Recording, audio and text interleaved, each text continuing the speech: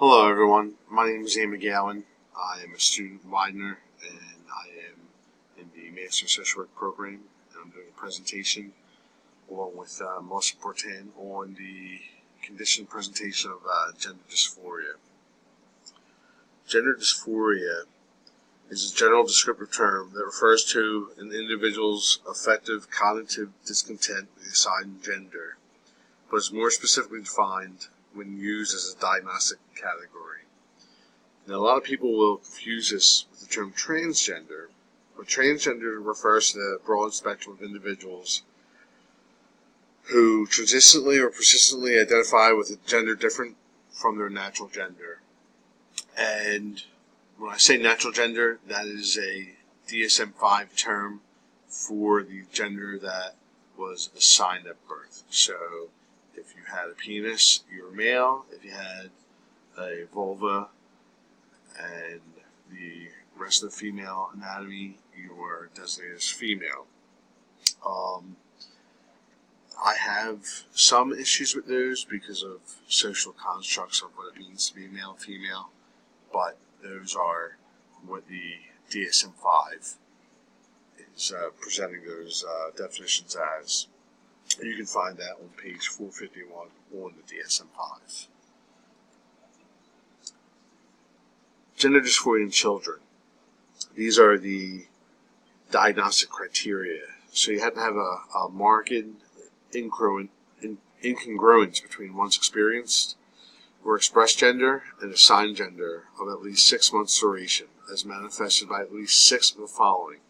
So remember, the children have to have this for at least 6 months, and they need at least 6 of these following conditions.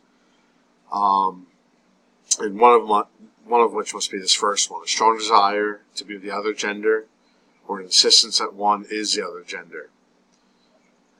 In boys, a strong preference for cross-dressing or simulating female attire, or in girls, a strong preference for wearing only typical masculine clothing and strong resistance to wearing of typical feminine clothing.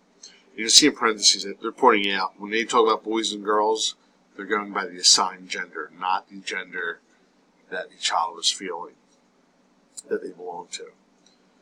3, a strong preference for cross-gender roles in make-believe or fantasy play. A strong preference, number 4, a strong preference for toys, games, or activities stereotypically used or engaged in by the other gender. Again, some of these I personally have issues with because of how social constructs work as far as the gender roles. 5, a strong preference for playmates of the other gender. And in boys, a strong rejection of typically masculine toys, games, and activities, and a strong avoidance of rough and tumble play. In girls, a strong rejection of typically feminine toys, games, and activities. 7, a strong dislike of one's sexual anatomy. And finally, 8, a strong desire for the primary and or secondary sex characteristics that match one's experienced gender. So for children, they have to have 6 out of those 8 at least criteria, and one of them has to be the first one in order for them to be diagnosed with gender dysphoria.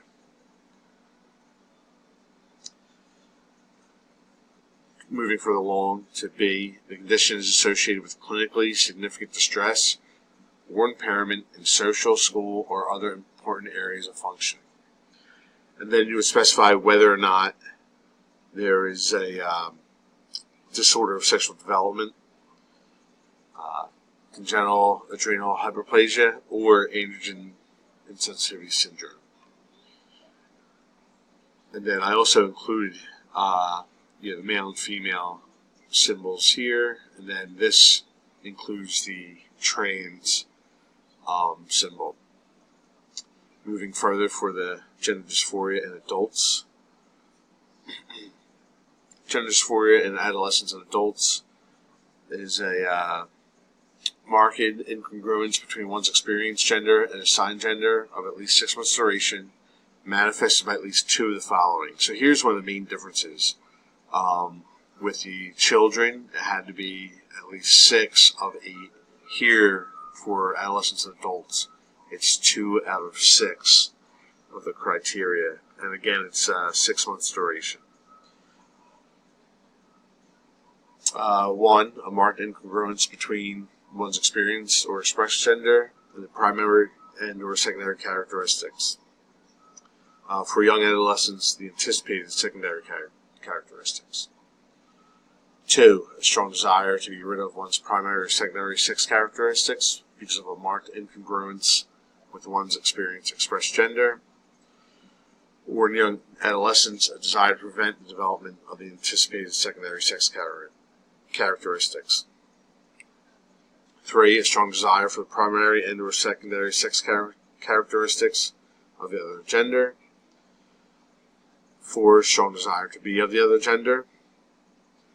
Now here it says some alternative gender different from one's assigned gender. And I didn't really get into that with this slide, but if you wanted more information on what other genders could be, you can hit me up in the cruiser mail.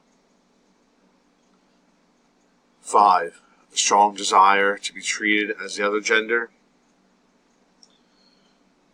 or some alternative gender. And 6. A strong conviction that one has typical feelings and reactions of the other gender or some alternative gender different from one's assigned gender. There is a good video series. I'm kind of getting ahead of myself a little bit, so back to this. Also, following with B, the condition is associated with clinically significant distress or impairment in social, occupational, or other important areas of functioning. And then you want to specify whether or not there's disorder of sex development, to include congenital androgenetic disorder, to include congenital adrenal hyperplasia, or androgen insensitivity syndrome. The video I selected, Chase has a series of videos, and he was, as the DSM-5 would put it, assigned female at birth, but you can see, to me, he looks very male. If that's the thing that you would say. And he has different videos, which you can see on the right here, Trans 101, and a bunch of different episodes.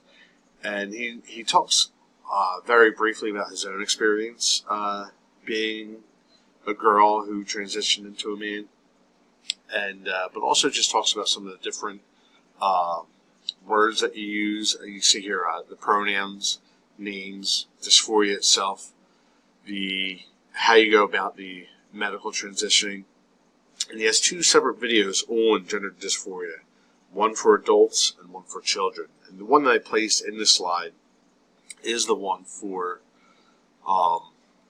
adults. And a quick, about 5-minute video, I think. And he does a pretty good job of describing the medical terminology I just went over, and also talking about some of the differences between what is trans and what is gender dysphoria. So I definitely suggest you take a look at that video.